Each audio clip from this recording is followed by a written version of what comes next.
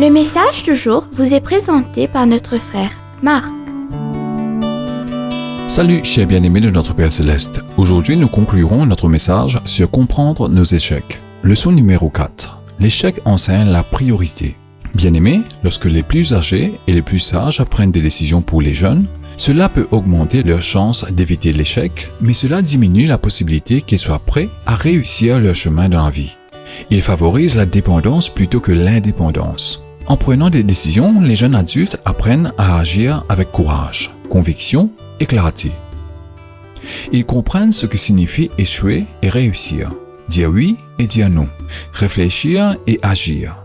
Lorsque les jeunes adultes prennent des décisions, ils peuvent demander à Dieu des conseils et de la sagesse selon Jacques 1, verset 5. Veuillez lire tout le verset.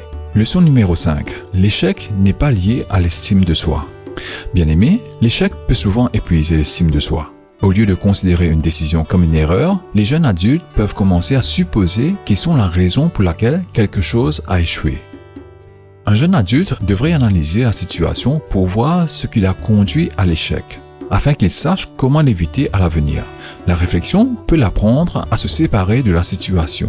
Les jeunes adultes doivent reconnaître que leur estime de soi se trouve en Christ. Galates chapitre 3 verset 26 leur rappelle qu'ils sont enfants de Dieu par leur foi en Christ.